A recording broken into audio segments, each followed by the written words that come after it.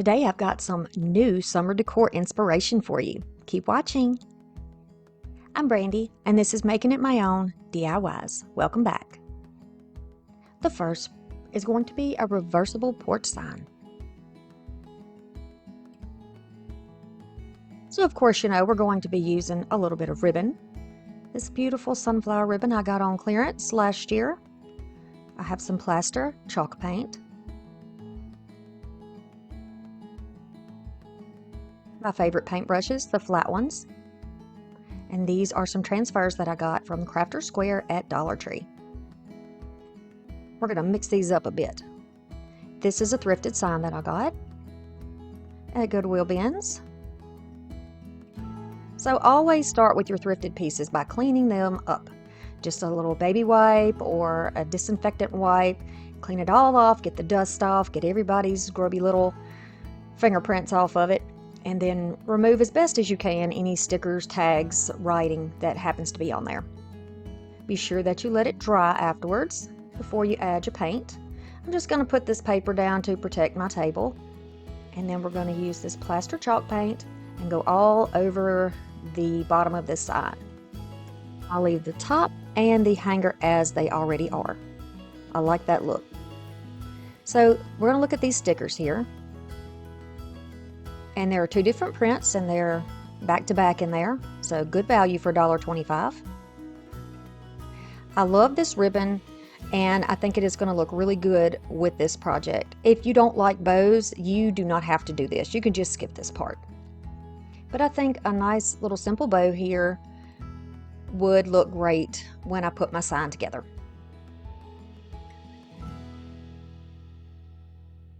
So you see how easy that bow is? Really easy beginner's bow.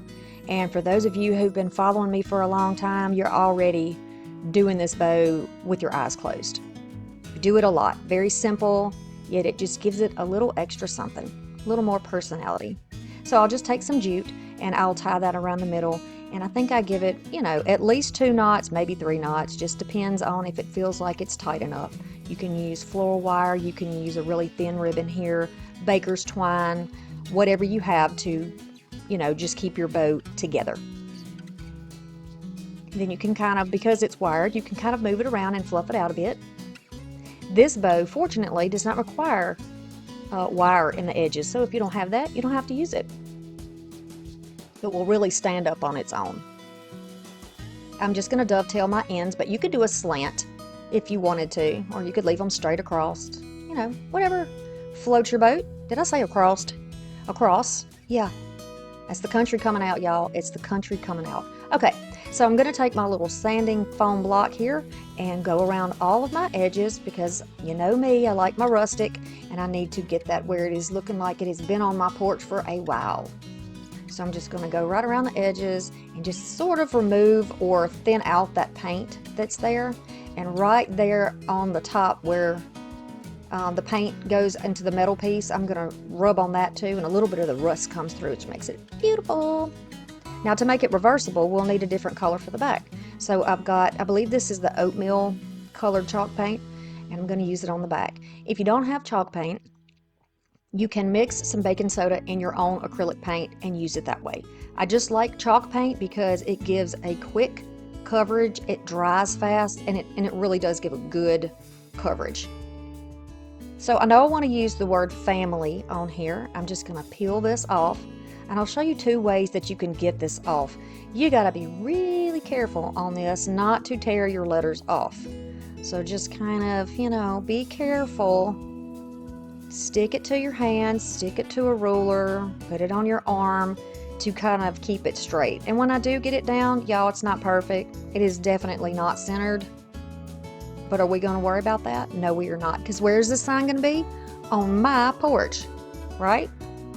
My family would never dare tell me after all my hard work that my words were not centered on my sign. They know better. Okay, so the other way you can do it is we're going to use thankful instead of making it what you would think we were going to put on there. We're just going to use thankful from the other piece.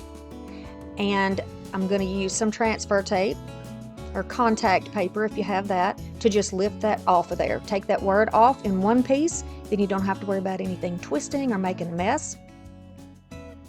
I'm just going to use this little tool here to flatten it out, and then I'll remove the transfer tape, and that will leave the word on the backing, and it doesn't remove any of my chalk paint. And by the way, I don't think I mentioned that's one layer of chalk paint on the front and one on the back. It gave me all the coverage I needed. So another way I like to make it my own is to mix things up. Instead of using the typical everything off of one sheet on one spot, I'm going to mix it up and use bits and pieces of both sides. So we mix the wording up. I'm using the greenery, and I'm going to put the sunflowers down with the greenery. So in that way, I have made it my own. And I encourage you to make it your own. If you don't like it that way, you can certainly do it any way that you do like. And I like to do these types of things for those of you who don't have a Cricut. I have one. I just don't do Cricut projects typically on my channel because a lot of people don't have them. I want to be sure to include everybody when I'm doing these projects. Okay, so see, that was easy enough. I'm just going to take that piece of jute that I had left and tie it right around the little hanger that's already there. Trim it off. Now we can work on this side. I want to use that same process and take that sanding block over all my edges.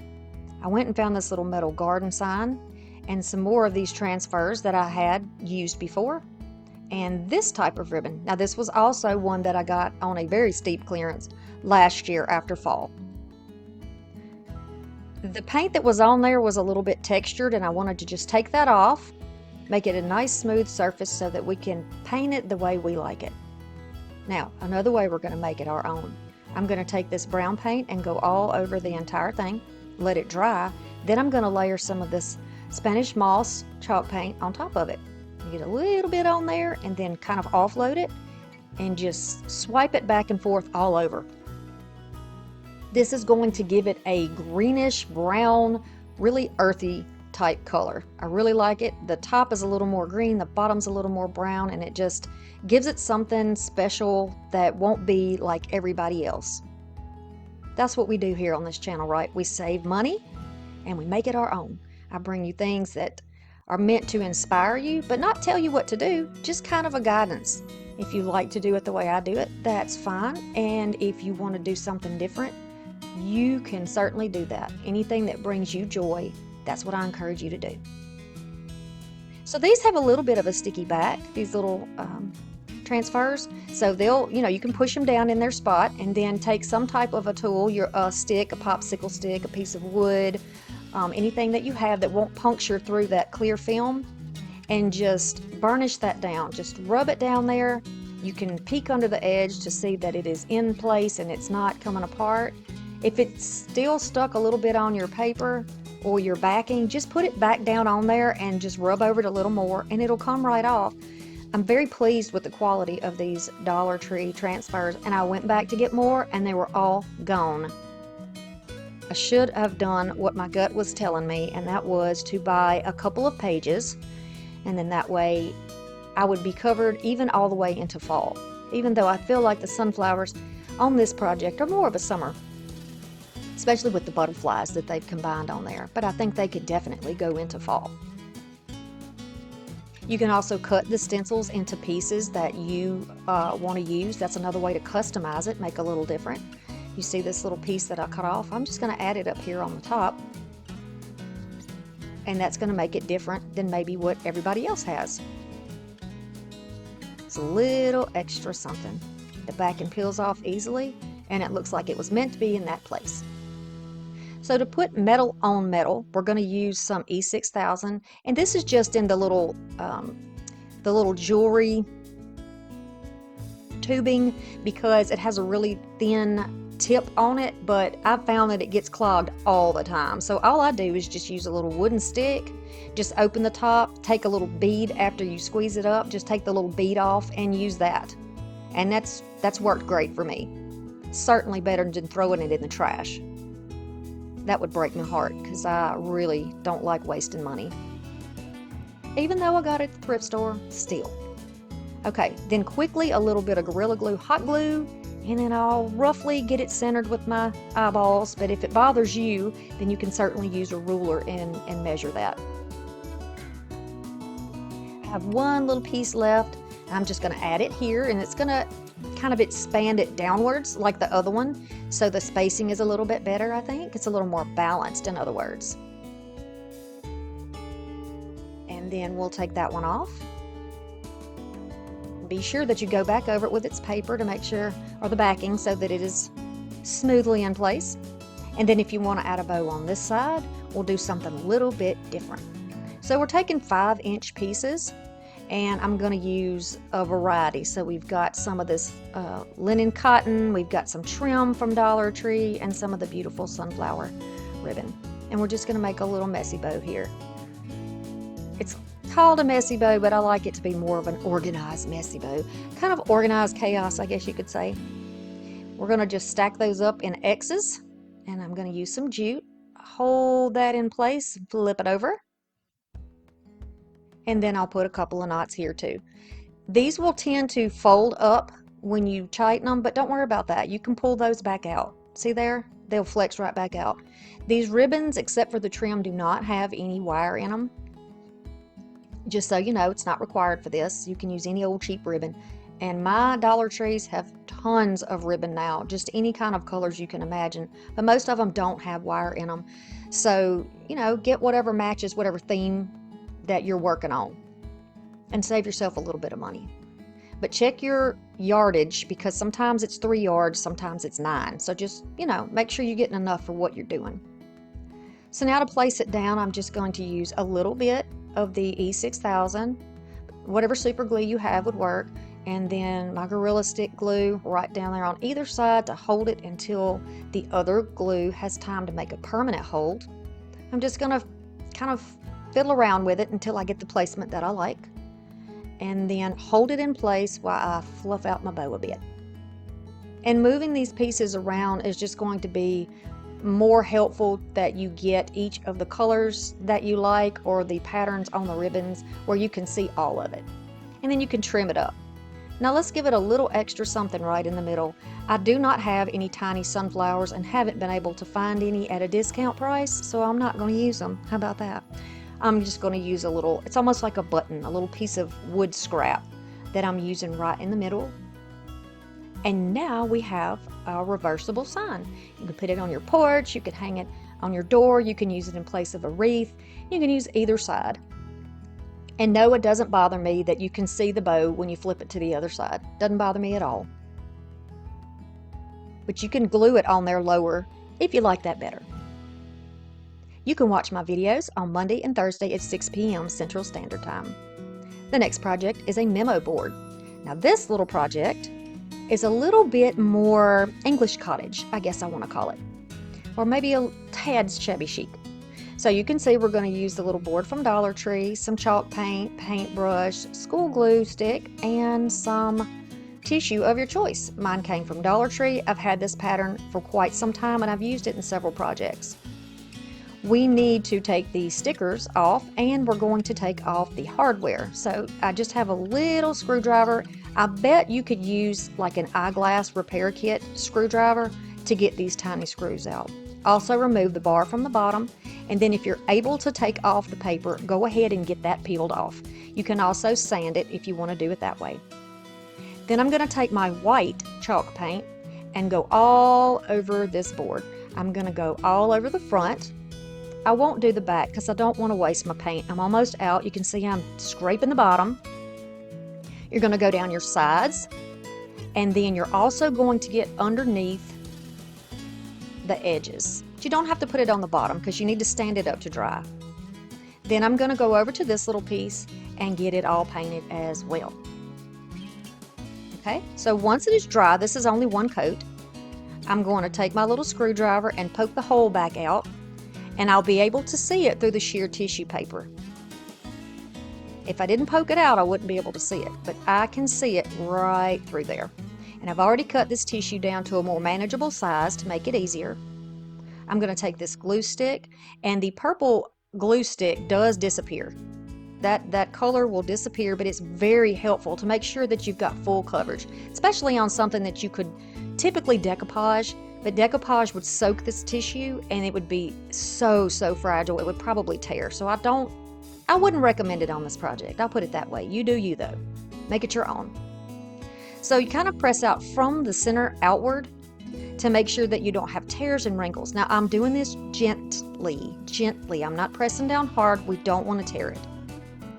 Then I'll take my little squeegee that is a Mod Podge squeegee, and I'll just go all over this. If you have a flexible old credit card, you could use that. Now I can see the hole, so now I'm going to just press the hole back through so I can get my hardware back on in a minute. Using that same sanding blocks that we used in the other project, I'm going to go gently over the edges, turn it on its side to go around the legs, and just gently do this because I'm working with this while the glue is still damp. It is not dry all the way under there, but it's sticky, you know, it's not real wet. This is how that is going to look. Give it a chance to dry because you don't want to put your hot glue on something that's not dry. And in order to keep that from moving all around while you try to get the screwdriver and screw in place, add a little hot glue, let that help you. Then I'm going to put my screwdriver right through that hole in the top into the screw and fasten it back down. We're going to put the bar back on the bottom.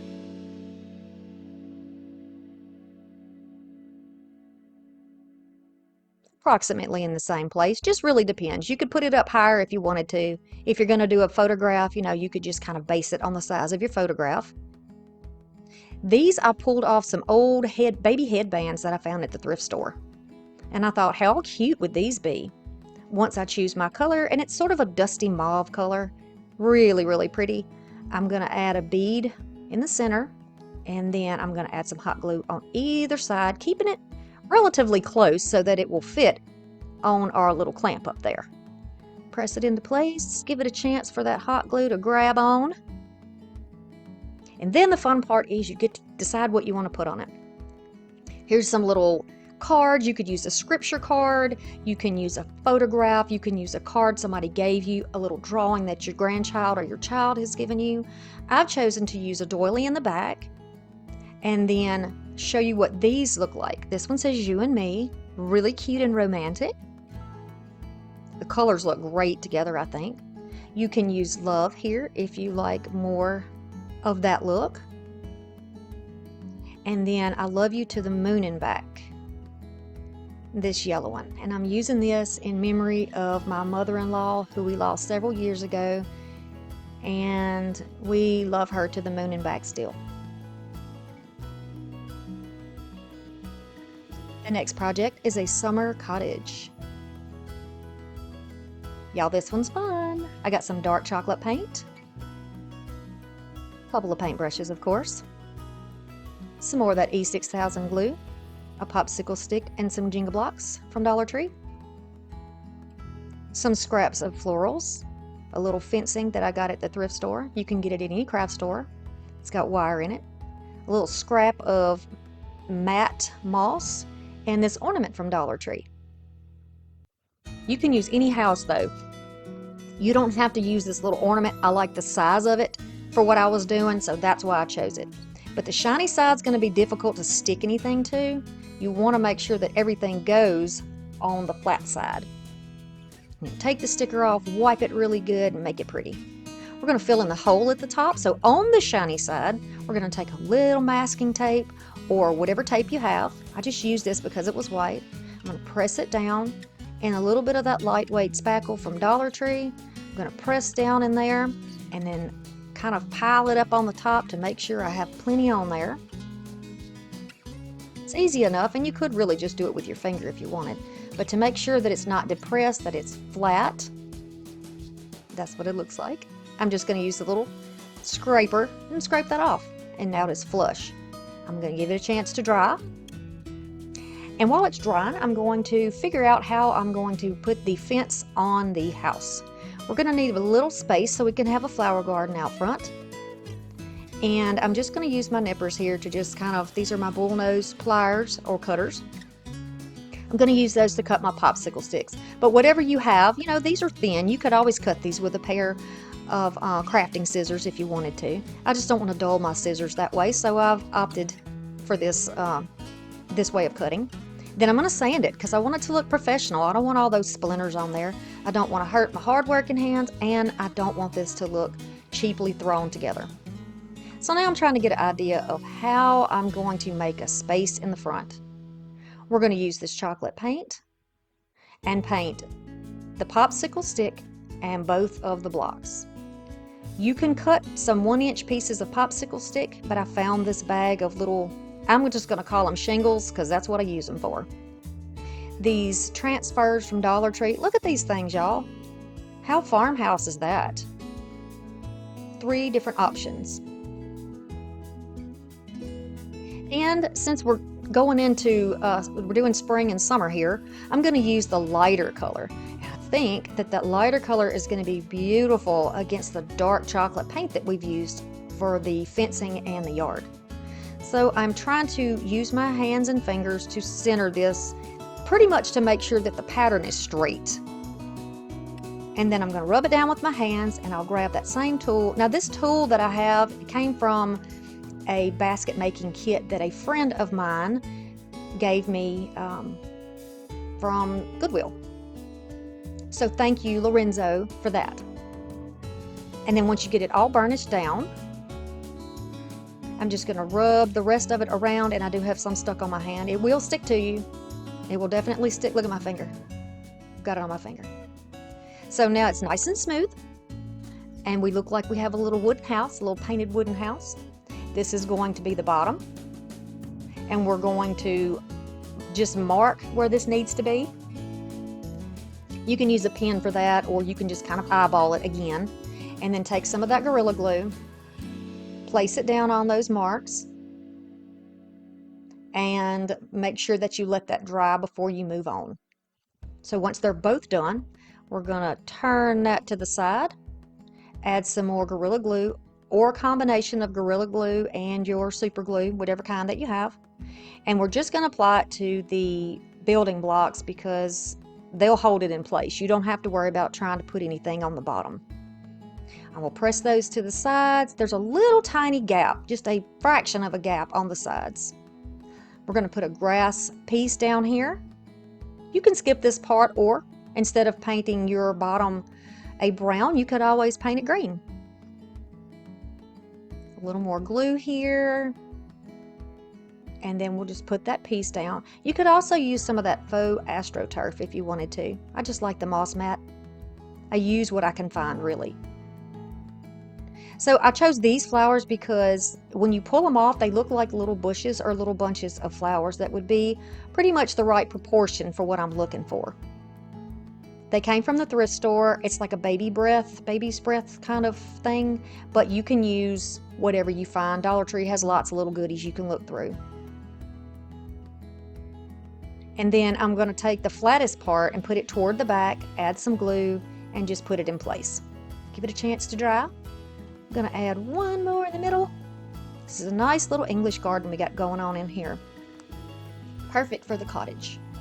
So you can see that these little pickets are on a wire, just like a fence would be. I am going to measure and use my clippers and cut them down. I have a little excess, but we'd rather have more, right, than less, because we can always cut more off. Now, if you get your dimensions right, you'll be able to glue down partly to the block, partly to the little house in the back. Give it a chance to dry, then you can gently fold it, and then pull it around to the other side. Add the glue there. Again, you can use a combination of glues if you need the extra hold, and then fold it over. You can see that my wires are still sticking out there. Not a problem. We're going to use those to our benefit. Add extra glue in where you need it. Not a problem, and you really can't see it because we painted that stuff dark. And the idea of it being dark is that it disappears kind of into the fence. So now these are just a pair of bent pliers that goes probably with jewelry type stuff. I get everything thrifted, so I'm not really sure. And I just bent the wires backwards. That's going to help hold it in place. So we're taking advantage of that. Now, y'all, when I was little, my grandfather had a chain link fence in the front yard, and they grew, I think they're called narcissus. And they grew in front of the fence where it was in the yard, and they went through the fence. and you could see them on the outside of the fence. And I always thought that was so pretty. I don't know why, but in my childhood mind, that just made them look better. So we're going to have our little flowers growing wild too. And we're going to put them here and there. You can see them on the inside, and they're growing out of the fence. They're just spilling out everywhere with life and goodness. If you don't want to do yours this way, you do not have to do it this way. And if you don't want to do flowers, you could always choose greenery. Maybe some mini ferns or some grasses or something like that would be cute. Just to give you an idea. It's all about making it your own. Whatever looks good to you, just take my videos for inspiration. So I'll just add some more here and there where it looks like they would grow. And you can see that it stands up on its own. There's shine all over this, right? There's a shiny spot where it's covered in whatever they cover it in. So I'm using a nail file here, and I'm just gonna really dig into that and try to remove some of that shiny stuff. To give us a little more stability while we're working on the roof, I'm just going to glue a jingle block on the back. We can take that off later, it's not a worry. I'm going to use my E6000 to go along the roof line, and then we will be using hot glue also, but this takes a while to dry, so that's a benefit. We can take a little more time with our placement and not worry. I've painted these little shingle pieces that I called them, and I'm going to start adding those where they're overlapping. So the hot glue section it's going to overlap about a third of the way down on the shingle that is underneath it, and then the other part of the shingle, or the upper part, will go down into that E6000. This will really lock everything into place.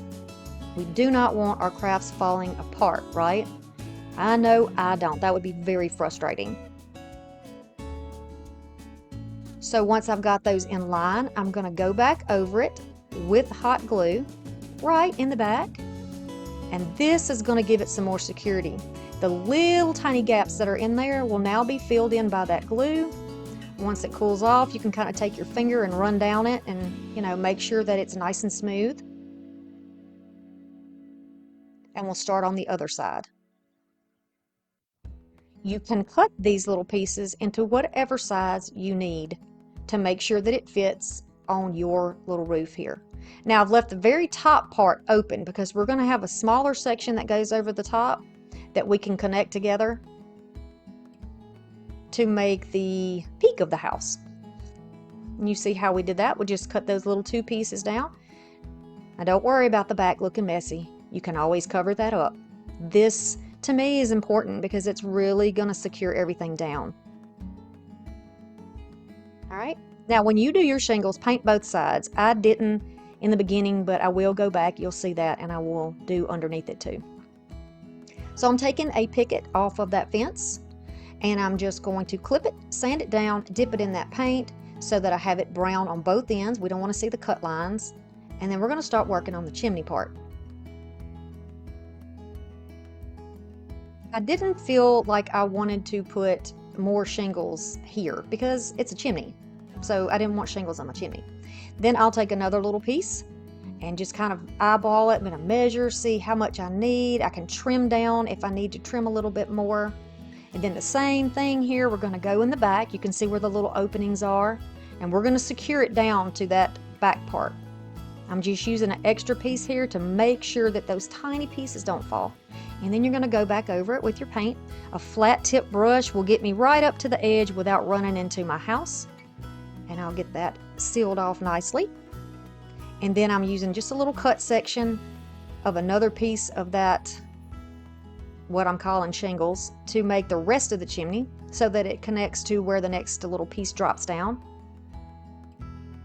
And I'm liking the look. I'm going to take two more of those pieces and I'll paint those white because the house needs some windows. Even if this was the back of the house or the front of the house, however you want to do it. You can even hang a little wreath on here or use a stencil on the front of your house to make it really extra fancy. You can put wording on there, but I've kind of gotten away from some of the wording. So I'm just using that same hot glue, and we're going to put our windows down on there.